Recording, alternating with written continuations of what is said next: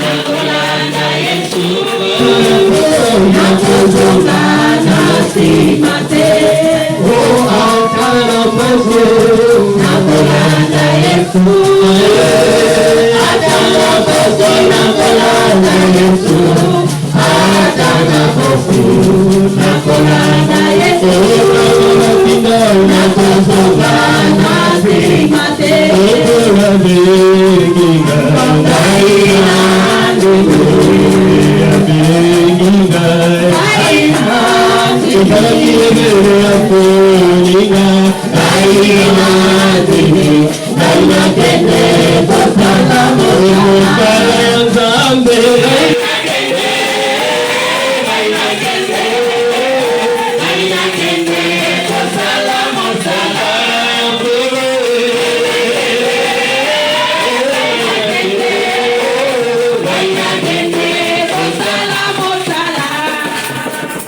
Alléluia. Amen. La bénédiction du Père. Ah, oyo ezali lipamboli ya tata. Je dis bien la bénédiction du Père. Nalobi malamu kobakisa lisusu lipamboli ya tata. Supportez-moi, restez toujours debout. Ah, bonsimba ngai penza botikala kaya kotelema. Je lis la parole de Dieu. Nazotanga liloba na La Bible me dit ceci. Biblia yebisanga boye. Isaac devenait vieux. Ah, Isaac ye akomi était affaibli au point qu'il ne voyait plus. Ah, balobi miso na ye ekomi komona lisusu son fils. Abengi Esaya oyo ezali mwana mobali. Bayebisie Messieurs, mobali. messieurs, Mwana mobali. je ne vois pas clair. Nazomona lisusu Je ne malamu. connais pas le jour de ma mort. Ah, na yebi lisusu na boyaka jamais. Yambona kufa. Avant que je meure, Yambona kufa. je dois te venir. Esenganya pambola yo. Conditionné. Ezali metinda. Alléluia. Amen. C'est conditionné. Ezali mobeko. Prends ton arme. Prends ton arme. Zwa o ezali libenga na yo. Prends ton quoi? Zwa libenga na yo. Va dans le champ. Kota nelanga. Jette-moi un gibier. Ah, lukela ngai nyama. Fais-moi aimer que j'aime. Salela ngai eloko ya ngoma la moi. Nyemela ngai yango. Et pour que je mange, Wete ngana dia. avant que je meure, Yango na kufa. je vais te bénir. Na kopambola yo. Conditionné. O ezali etinda moko ya kobenga. Alléluia. Amen. La bénédiction du Père. Ah, lipamboli ya tata. Tu voulais expérimenter la main de Dieu Ah, soki ngomona loboko na à tata. travers ton Père. Likolo ya tata na yo. Alléluia. Amen. Abandonnez les critiques inutiles. Ah, tika o ezali filo baloba to kotonga ya pamba pamba. Tala negozo kala. Jésus. Soki ozana likambo nanga benga ngai. Amen. Yebisa ngai.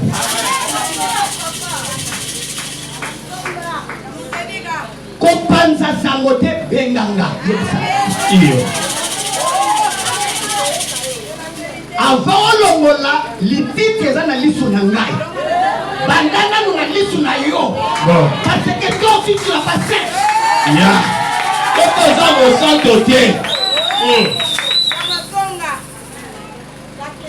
Tu vas rater la bénédiction comme ça. Okozanga lipamboli kabwe. Alléluia. Amen. Alléluia. Amen. Je vais parler maintenant sous thème. Ah, la lingena lobela mama na likambo mo moke. Mais je suis toujours sur la bénédiction du Père. Ah, nazalika kati ya lipamboli ya tata. Mais sous thème d'aujourd'hui, Ah, mama na likambo nanga moke. je voulais parler sur les Néphilim. Na lingena lobela na Nephilim.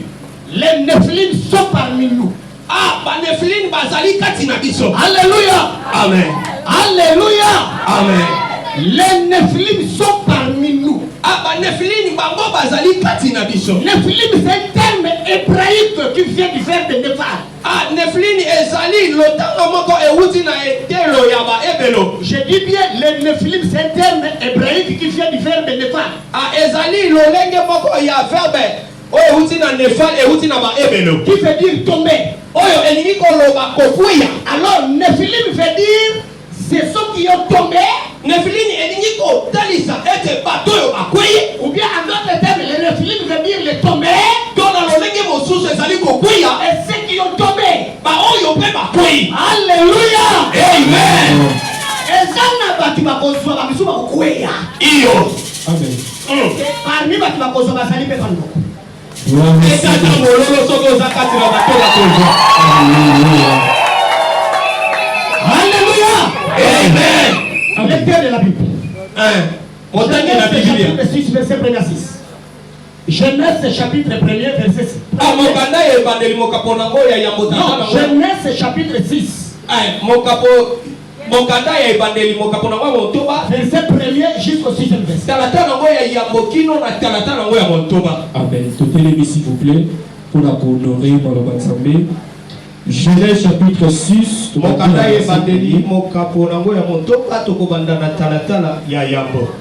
Lorsque les hommes eurent commencé à se multiplier sur la face de la terre,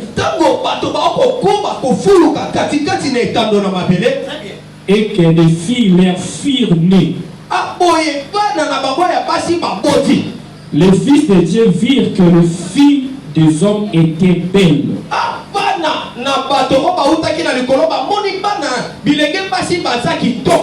Et ils ont pris pour femmes parmi toutes celles qui choisissirent. Alors l'Éternel dit: mon esprit ne restera pas à toujours dans l'homme,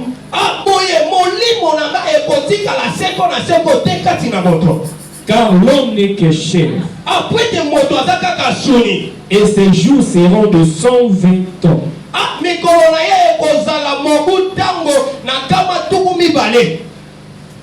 Les géants étaient sur la terre en ces temps-là.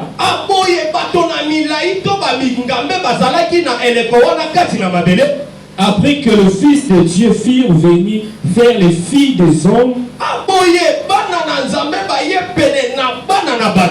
et qu'elle leur donné des enfants.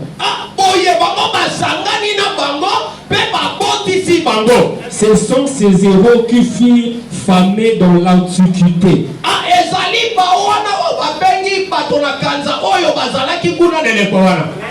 L'Éternel vit que la méchanceté des hommes était grande sur la terre,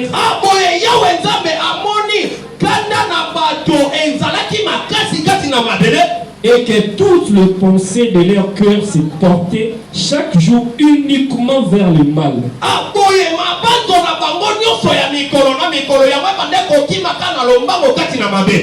L'Éternel s'est repenti d'avoir fait l'homme sur la terre,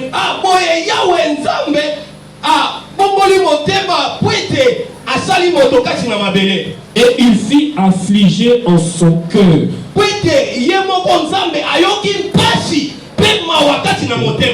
Et l'Éternel dit: j'exterminerai de la face de la terre l'homme que j'ai créé.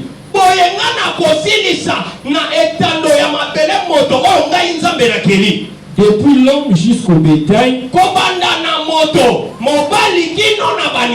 aux reptiles et aux oiseaux du ciel, car je me réponds de les avoir faits.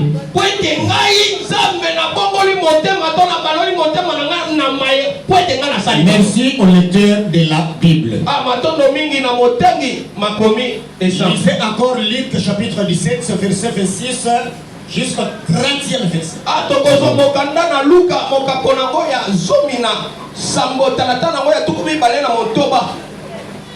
Luc chapitre 17. Luc 17. Luc 30. Luka mokaponango ya zomi na sambo tata nango ya tukumi balena motoba kino na tukumi sato. Amen. Ce qui arriva du temps de Noé arrivera de même au jour du Fils de l'homme.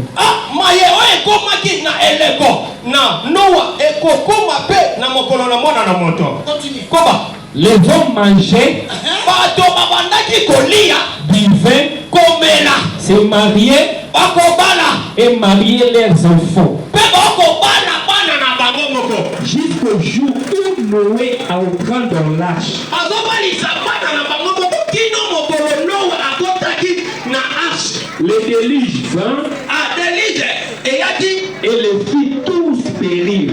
Pe bango nyonso bakufaki. Ce qui arriva du temps de Lot oyo ekomaki pe eleko na Lota arrivera pareillement.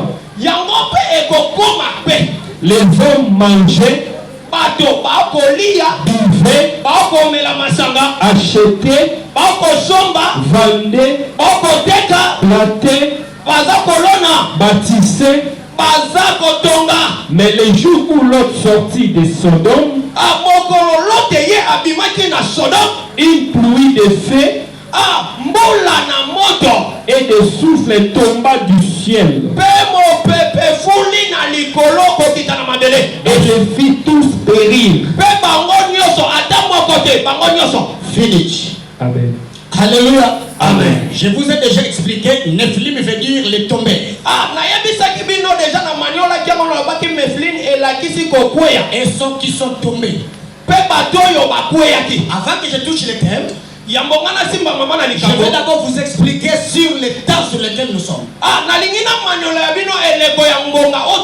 Alléluia. Amen. Nous parlons du temps de la fin. Nous parlons du temps de la fin. Mais pas le temps de la fin que Paul a parlé. Je suis clair et je pèse bien mes mots. Nous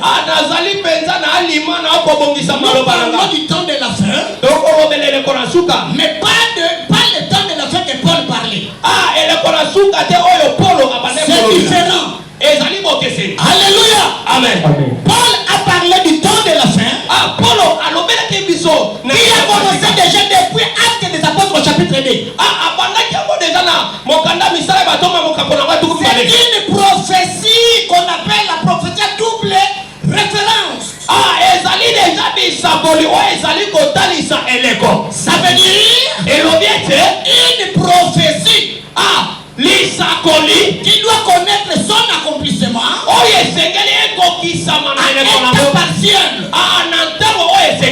et connaîtra son accomplissement total à la fin de toutes choses.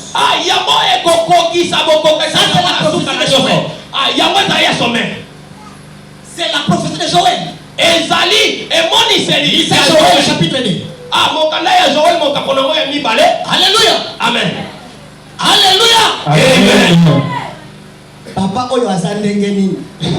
Azokende wapi? Oko se retrouver. Oui. Alléluia. Amen. Je dis bien la bénédiction du Père. Joël chapitre 2 verset 28 jusqu'à 32e verset.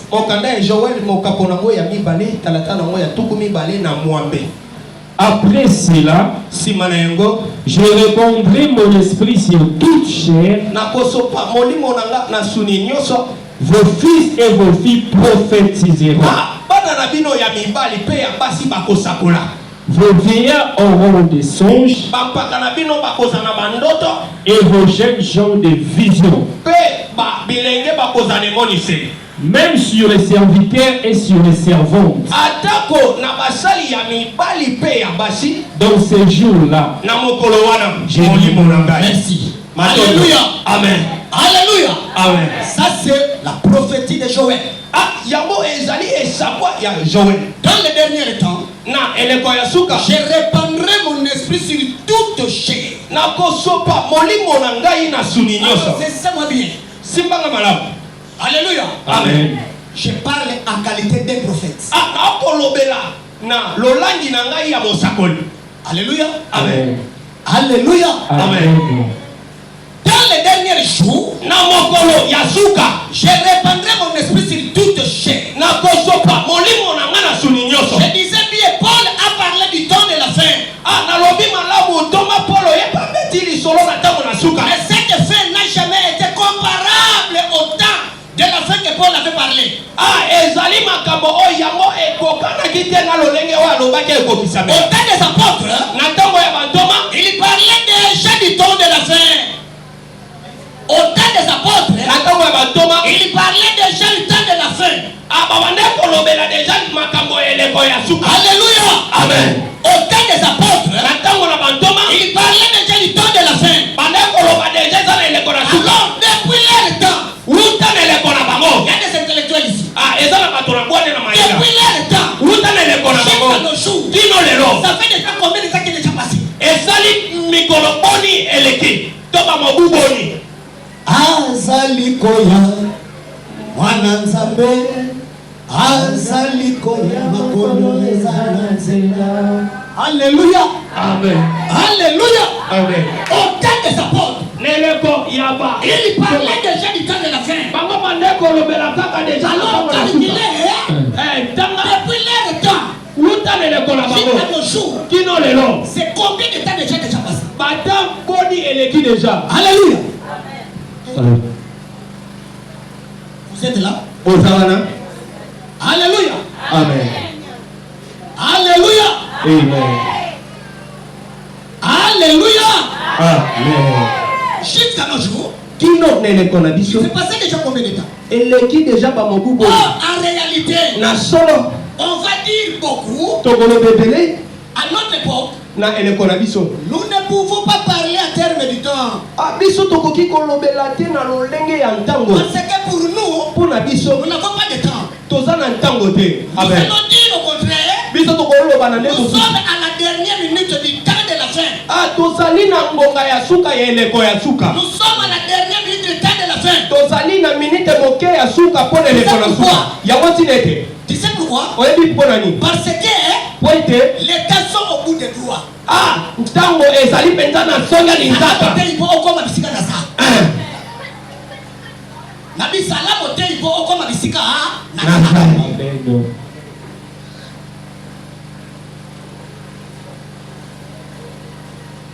Alléluia. Amen. Alors je l'aimerais maintenant parler pour l'église. nalingi naloba sikoyo mpo na eglise. L'église doit avoir une certaine maîtrise concernant le prophète du ministère et la parole prophétique. Église esengeli ezala na lolenge ya mosakoli na lotumo. Je répète, l'église doit avoir une certaine maîtrise concernant le prophète du ministère et la parole prophétique. Église esengeli ezala na boyebi to maîtrise na oyo ezali lisakoli ya toma na lotumo pe na maloba na mosakoli na emonise. Le prophète est celui qui nous illumine ou bien nous éclairer à propos de ce qui doit arriver à la suite du temps. Mosakoli azali moto oyo akoki ko manolela biso to kolakisa biso makambo oyo kokoma liboso na ntango. Notre vrai problème na biso makasi c'est dans Genèse 6. ezali kati na mokanda na ebandeli mokambo na ngwa montabo. Likambo na biso makasi. C'est dans Genèse 6. ezali mokanda na ebandeli mokambo na ngwa montabo. Alléluia. Amen. Alléluia. Amen. La Bible dit ceci. Biblia elobi boye. Lorsque les hommes se multiplient sur la terre, tango bato bafuluki kati na mabele, les fils des hommes étaient devenus belles. bana na bato bakomaki kitoko. Et les fils de Dieu, bana na nzambe, et les fils de Dieu bana na nzambe virent que bamoni ete les fils des hommes, les filles des hommes étaient très belles, bana ya basi ya bato bazaki ntoko et les plus pour femmes. mpe bazwi bango lokola basi. Mais après l'accouplement, na nsima ya bosangani ils eurent des géants sur la terre. ezwami mpenza babilombe babingambe na mabele. Des géants sur la terre. bato mpenza ya lolanga ya Les bagoliati anges milai. de Dieu ont cherché l'enveloppe. bange na likolo baluki lokasa. L'enveloppe des humains. lokasa ya bato Pour s'accoupler avec les filles des hommes. po ete basangana na basi na bato. Alléluia. Amen. Alléluia. Amen. Alléluia. Amen. Tu vas se retrouver. okomikuta. Tu vas se retrouver. okomikuta wana. Les anges de Dieu ont cherché l'enveloppe qui est le corps humain. bange na likolo bazwi lokasa oyo epesaki bango nzela ya nzoto ya bomoto. Pour s'accoupler avec les fils des hommes. po ete bango basangisa nzoto na bana L'accouplement ya des basi. anges kosangana ya bamwanje et des humains na bato. ont produit des hommes hybrides. bango bimisi oyo bato ya mwindo. Donc moitié homme katikati moto et moitié démon. katikati mpe demonia. tokangi bango te. Alléluia. Amen. Je dis bien l'accouplement des anges avec les filles des hommes. nalobi kosangisi nzoto bamwanje na basi ya bana na bato ont produit eboti les hommes hybrides. eboti bato. Cela veut dire moitié homme et moitié démon. oyo eboti lisanga oyo tobengi ndambo bomoto ndambo kaka demonia. C'est pourquoi il y avait des méchancetés sur la terre. Ah, yango ezalaki na bato na Mais kati je ya vais vous mabe. expliquer 4 points ou 4 choses. Ah, nalingi no manyolela bino matono mine. Et ce qui a caractérisé la période de Noé. Ah, oyo etalisa eleko na Noa. Voilà 4 choses. Ah, tala oyo ezali matono mine. 1. Ya yambo. La beauté. Kitoko. 2. Ya mibale. L'impudicité. Bondumba. 3. Ya misato. L'ifronnerie. Kwiti nde kwiti. 4. Ya mine. L'animosité ou la méchanceté. Ah, kanda to bazua. C'est la beauté qui a fait tomber les anges. Ah, kitoko. Bonzenga nde kweisa ba C'est la mwanje. beauté qui a fait tomber les anges. Ah, bonzenga nde kweisa ba mwanje. Je répète, c'est la beauté qui a fait tomber les anges. Na bandeli koloba ezali kitoko ya bana ya basi ya bato nde ekweisa ba mwanje. Alors, si les anges Soki- n'ont pas désisté, Soki ba mwanje bango batelemaki ngwi te. qu'est-il pour nous les humains? Ah, lolenge kani mpo na yo moto. Problème sérieux dans Mokili. Makambo ezibandi awa. Alléluia. Amen. Nous avons un problème sérieux. Tozali mpenza na problème moko ya motuya. Alléluia. Amen. Si les anges n'ont pas résisté, Soki banze na likolo batali bozenga bakwei ebongo mpo na biso bato wana makila na mai. Alléluia. Amen. Pour nous les humains, Mpo na biso bato. Josana passe. Alléluia. Regarde maintenant tourner. Ah, tala zinga zinga na yo. N'est-ce pas que c'est le siècle de la beauté? Ezali te nde bozenga nde zinga biso. Aujourd'hui, tout autour de nous, Lelo zinga zinga na biso. toutes les femmes sont devenues belles. Ah, basi nyonso kitoko nde kitoko. Tala moningana. Ah, tala ye. Alléluia. Benjolo. Ata akomi koko azolanda make-up. Tala makambo. Alléluia. Akomi koko mais azolandela make-up. Non. Azolandela kabelo ya mai. Alléluia. Amen. Alléluia. Amen. Il y a des sociétés bien organisées. Ezali na ba misala oyo babongisa malamu. Les sociétés cosmétologiques, Ba société oyo batengelaka loposo. les produits de beauté du jour au jour. Oyo ekobimisa lolenge ya mafuta ya lolenge na lolenge. Natina ete. L'objectif, Natina ete. c'est pour faire brûler les femmes. Ah, yango ezikisa basi Et benganisa quand la bango. femme sera brûlée, Tango mwasa kozika. c'est pour attirer les hommes. Yango nde benda mobali. Et quand l'homme sera attiré, Tango mobali ce akobendama. n'est pas une simple complication. Ezali ka ya facilité ya petete. Mais au contraire, Kasi c'est pour pouvoir l'impudicité. ah pwete yango emema ekobo kati na yango. Regardez maintenant l'impudicité d'aujourd'hui. Tala lelo oyo ezali ekobo ya lelo. Alléluia. Amen. Regarde l'impudicité d'aujourd'hui. Tala bondumba ya lelo. Elle est sans précédent et sans prière. Yango eyokisama lisusu soki te. L'impudicité, c'est ça même à l'église. Ah, bondumba tina église otali bwe. C'est ma camarade, nalobi na soko aussi. Te. Akuna. Yo kaka kotonga. Des champions. Alléluia. Alléluia. Amen. Alléluia. Amen. Mama vandaki na skiti wanake wapi? Hein?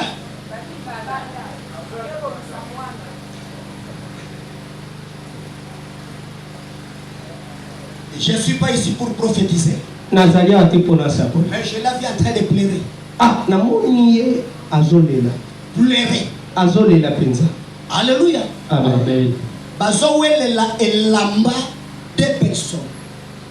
Il y avait deux femmes différentes. Bazowelela elamba. Basi mibale bazowela. Elamba ekatani na katikati. Na yoki faya mutu moko alobi tokozangela ye biso mibale. Na prophétisation na biso abakite. Après prière, na soso na prophète liboso. Yes. Alléluia. Amen. Na moni yo ozolela ozobaluka na mabele. Saba fongoli nga miso. Ozowelela elamba ya mobali. Basi mibale. Elamba ekatani katikati ndamu na maboko na yo ndamu na maboko mosi. Na yoki mongo moko elobi biso mibale na yo tokozangela ye. Jésus. Ekosalema te. Alléluia. Amen. Troisième point. litono ya misato l'ivresse. kolangwa kwiti. Est-ce que bato kwiti bazali? Baza. Alléluia. Natuni est-ce que bato kwiti bazali? Bazali dadi. On a nini église tozala kaba hypocrite. Tala makabo. J'aimerais dire à quelqu'un, Na lingine bisa moto moko. le grand péché, Lisumu ya makasi. c'est le péché, Ezali lisumu. alléluia, Amen. de l'hypocrisie. Osa ya lo. Alléluia. Ozotambola Ozotambola. lolenge ni Le mane. grand péché, c'est le péché de l'hypocrisie. Lisumu ya makasi ezali ya hypocrisie. Salama benga na moni. Na za courage au conscient petit gars. Mais ce qu'on a la hypocrisie le kola musanga. Exact. Obomba makana sima ya koso ya meme. Mukazo ye batima do sala. Tu vas courir. Okokufa. Okokende lifelo bekela na nzambe maboko. Gloire au Seigneur. Gloire à Jésus. Nabandeli est-ce que batakwiti bazali? Bazali. Merci. Merci. Alléluia. Amen. Aujourd'hui à cause de l'alcool, Lelo likolo ya masanga. la prière a perdu sa vraie concentration. Ah, losambo ebungisi bokasi na yango nyonso. Kebayo. Keba. Kebayo. Kebayo. Yo keba. Bon, il y a des gens qui la air, Nini. Kwite longoli siongo bangi bato. au moins, il peut être des gens qui sont pembeni na yo yo keba yo yo ngamu ninga na yo te. Alléluia. Amen.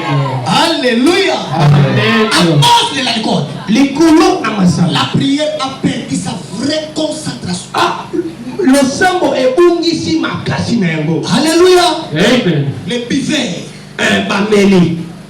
Et enfin, Pena suka. quatrième point, Litono ya mine. la cruauté.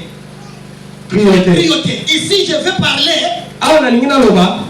des projets conçus pour réduire le nombre démographique sur la terre. Ah, ezali mabanzo oyo ebongisa mpona kokitisa Donc, bofuti ya il makambo. y a des virus, Yango ekomema virus, des maladies bokono, et diverses maladies. mpe bamaladi ya lolenge na lolenge. Ça explique que Yango elingi etalisa le ete. Christ est à la porte. Ah, Kristo azali deja na ekuke. Alors maintenant, dans Luc 17, Ah, na Luka mokapo nango ya zomi na. la Bible nous dit ceci. Biblia elobi na biso boye. Ce qui arrive du temps de Noé Oyo ekomaki na loleko ya Noa. arrivera. Yango ekokoma. Ce qui arrive du temps de Noé Oyo ekomaki na loleko ya Noa. Yango ekokoma. fait dire Elingi koloba. la beauté, Kitoko bozenga. l'ivrognerie, Kwiti to masanga. l'impudicité Bondumba. et la méchanceté. Pekanda. Alléluia. Amen. Ce qui arrive du temps de Noé. Oyo ekomaki na loleko na Noa. Vous avez compris, gars? Kososola ngai. Alléluia. Amen. Les gens mangeaient, Bato babande kolia. buvaient, Komela se kolia. mariaient Kobala. et mariaient leurs enfants. Mpe bande kobalisa bana bango mpe baobala bana bango Mais misusu. côté de l'autre, il y a quelque chose qu'on peut ajouter. Ah, kote ya lote tokoki kobakisa eloko moko. Les gens plantaient, Bato babande kolona. achetaient, Babande kosomba. construisaient. Mpe babande kotonga. Regardez autour de nous aujourd'hui. Tala penepene na yo lelo. Les gens ont des désirs ardents d'acheter et de construire des maisons. Ah, bato baza na bamposa ya kosomba mabele kotonga bandako. Cela veut dire Yango elingi koloba que ete Christ Kristo reviendra dans la période où il y a l'évolution. akoya na ntango oyo bato bakozala na bolamuki. Amen. Okosutuka. Alléluia. Gloire au Seigneur. Alléluia. Amen. C'est pourquoi la Bible dit Yango Biblia ekoloba. cette génération Génération oyo ne passera pas. yango ekoleka te Tant que Jésus ne revient. kino Yesu aya. Matthieu chapitre 24, verset 34. Ezali na mokanda na Matayo mokapo nango tuku mbele ya mine Lorsque nous voyons ces choses, ntango tomona makambo oyo lorsque nous voyons ces choses, ntango tozomona makambo c'est oyo veut dire que le Christ est à la porte. elingi kotalisa ete Kristo akomi na ekuke. Kasi ngai Je vais vous apprendre là où on attend le Christ. nalingi nalakisa bino place nini tokokuta Kristo. Tout en envoyant le Christ na kotalaka eklesia sur le dos des chameaux. nsima na mokongo na Shaol. Na mukongo ya chameau. Alléluia. Matisa. Congo ya chameau. Bon. Alléluia. Amen. Alléluia. Amen. Mais il faut que tu comprennes le mystère du chameau. Esengeli oyeba lotomo na mpunda. Les chameaux, ce sont des hommes de Dieu. Bapunda oyo to bashamo bazali nde bato na nzambe. Les hommes que tu es en train de critiquer du jour au jour. Bato yo kotunga mikolo nyonso. Les hommes de Dieu que tu es en train de critiquer du jour au jour. Bato na nzambe oyo tosangana na lisanga mpona kosilisa ye. Bato na nzambe oyo tosangana mpona kosilisa. Amen. Tu dois se retrouver sur le dos des chameaux. Esengeli yo mikuta likolo ya mokongo ya chameau. Nalobi chameau azali moto na nzambe. Pourquoi les chameaux? Mpona nini chameau? Parce que les chameaux, Wete chameau. alléluia, Amen. c'est lui qui est capable de traverser le désert. Yende aza na makoki ya kokati sobe. Yende aza na makoki ya kokati te sobe. Yes. Alléluia. Quelle révélation. Le papa teya. Alléluia.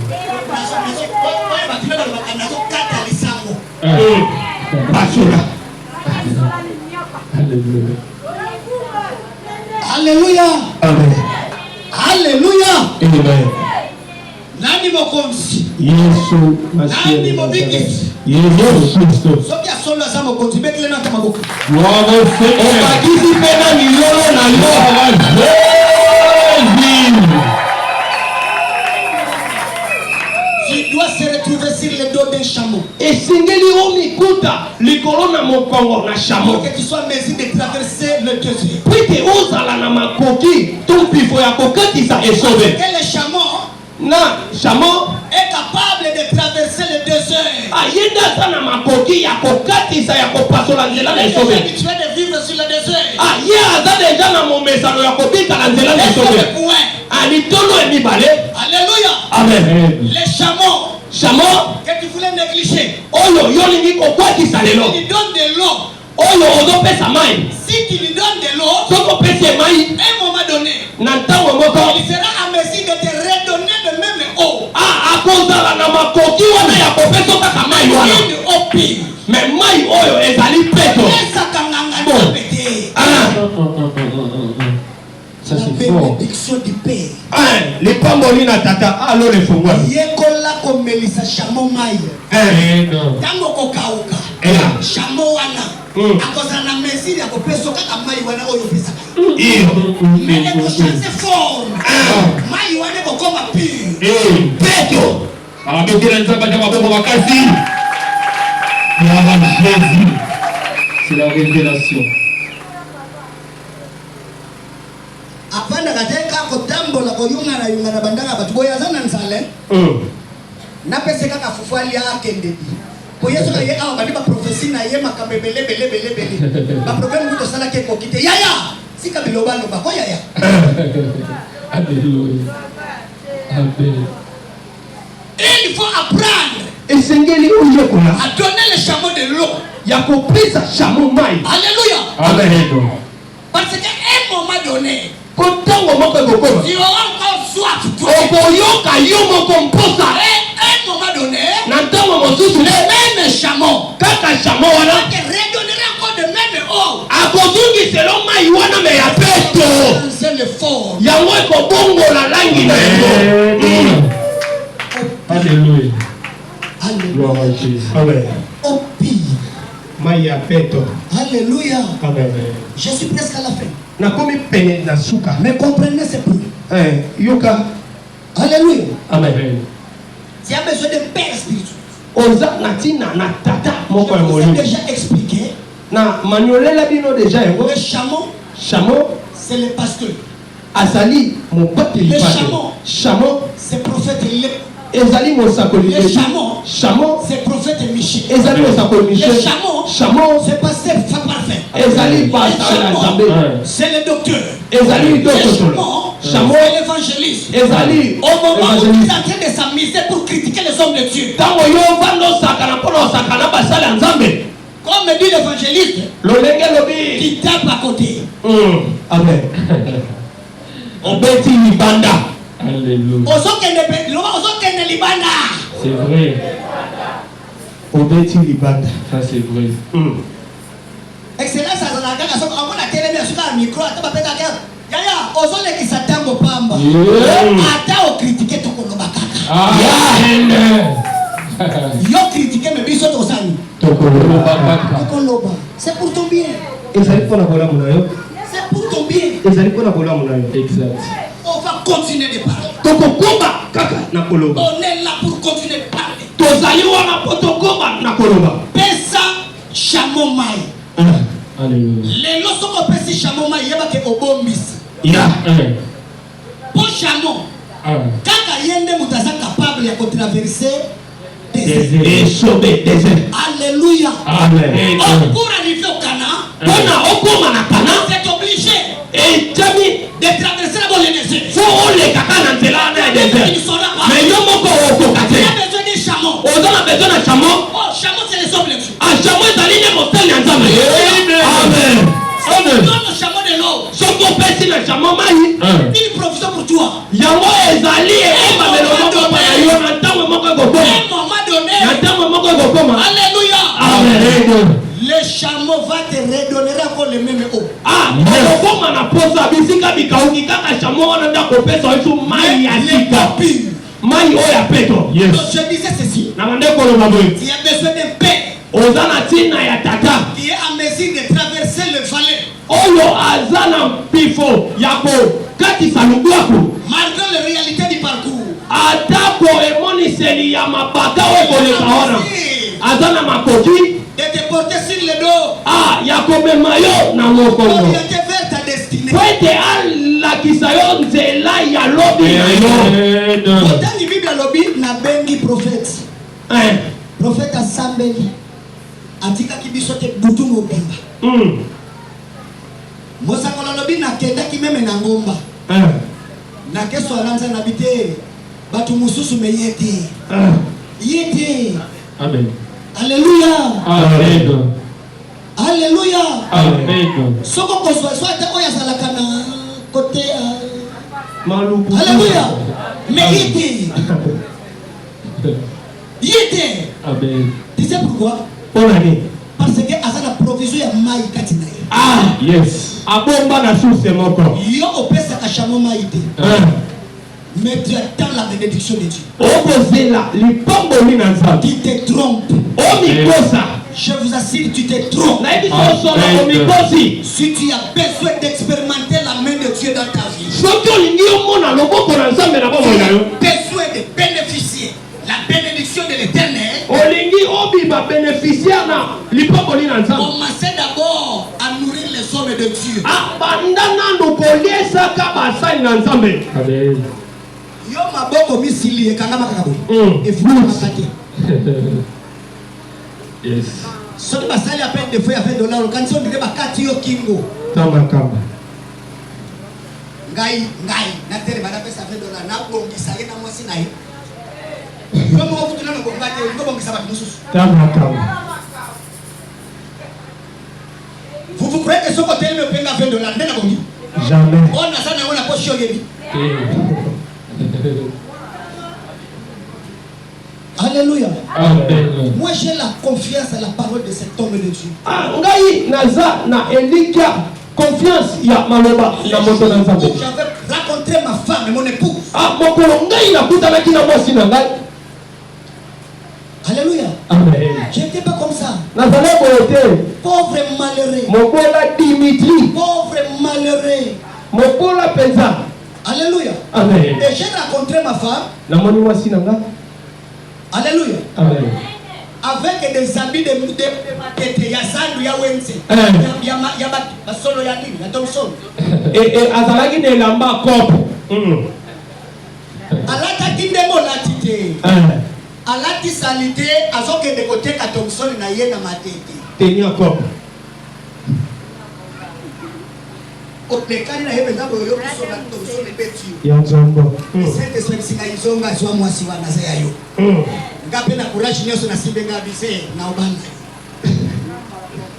nande se only ngatenga na obala Amen. amitali ndengaza Hallelujah. Amen. Hallelujah. Amen. Soki batala kinga indenge na zale ngakalo bananga isanse. abwakela papa moto. Mais comme que elle est aussi l'esprit de Tianel. Lokola yipe sana molimo na nzambe kati Elle a na ye. accepté quand même. Andimaki. Mais avant d'accepter, Yambo yandima ngai. il a d'abord consulté son papa spirituel. Akei kotala nanu tatane ya molimo atalisa ye. Ko ba mibali boni bakutana na ye et puis alobi savana tuna nanu papa. Papa twedi sengaka oyo yete oyo afatiri. Oyo yete. Kolanda libumu na yete. Emo madone akonyo kwa makokweya akokemba yete. Ako souffrir. Tangu bamoni ngai libumu ekota lokola lutu. Libumu ekota lokola lutu. Alléluia. Ebimu. Prophète amoni nga na misu. Na yebisi alobi na moni mobali na yo azana nzala. Libumu ekota. Pesa ye ya kolia. Mais ça me met les foufa au liete. Molimo na yo na kisaka. Ponga na liaka biloko batute. Betela na nzambe maboko.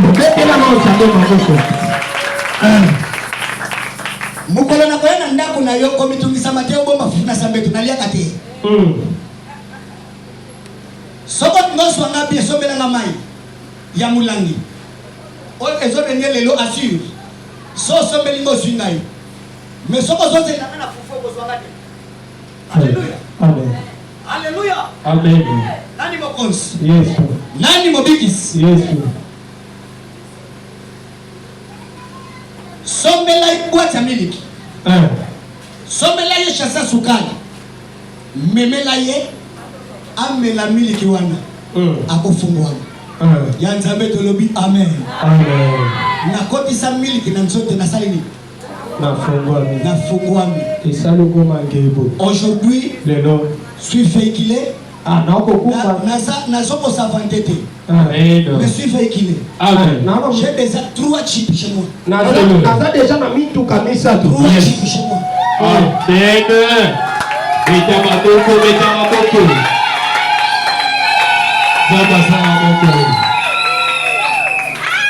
Gloire et l'honneur à Jésus. Soki oboya kana lingaimbe na pamba bite. Alléluia. Madame, je t'aime. Maman, tata lingi yo. Amen. Yes. Alléluia. Amen. Tu as besoin de paix. Ozana tina to. Tu as besoin de traverser le vallée. Oyo akolekisa o malukaku. Malgré la réalité du parcours. Ata bisobe bitumba na yango Il est yo. aussi en mesure de te porter sur le dos. Azana mpiso ya komemona mokono. Il te faire ta destinée. Pwete yana kisa yo lobi na yo. Et puis le Père Pwete tata. doit te donner de l'eau. Ye apesa yo mai. Mais de l'eau pure. Mai ya peto. Pour te maintenir dans la parole. Pwete yango etelemisa yo ngwi na maloba. La saine doctrine. Kolandisa ma saine doctrine. Jusqu'à ce que tu rencontres le pou. Kino tango yoko kutana na mobali. Et l'homme zoko mabiswe lolendo. Bwaka yango. Baba leki somba la moko na chere aussi Bible otei bat balobi amen. Na kwa mosala nzambe. Na koki. Atika ngai ngape na sa mosala nzambe. Ngape na lobaka. Ngape na lobaka na nzambe. Na bimisa ba Na dikina rema. biso frère. Frère. Ngalo kwa mosala nzambe te. Personne te trompe. Mota Na sa soto kosa. kalote na bisio nano kwa mosala nzambe te. Pendant que le Dieu est encore en vie. Tango le doit zana na bomo. Tu dois travailler derrière le Dieu. Esengeli yo sala mosala na Il est kima na ye. serviteur de l'Edu. Yo zali mosali na ledu. L'Edu est serviteur de Dieu. Ledu neza mosali na nzambe lokola Mose. Tango Mose akufi. Lorsque Moïse est mort, Tango Mose akufi. c'est ainsi que Dieu a commencé à considérer. Je suis. Tango Mose na akufi. Nzamba komi kotala Yoshua akobongisa ye. Yo Joshua esengeli otambola boye. Josué, lève-toi, prends courage. Sois makasi. Maintenant, Sikoyo. mon serviteur, Mosali nanga. Moïse, Mose est mort. akufi. Maintenant, toi, Sikoyo. prends relève. Zwa le tomo. Prends courage. Amen.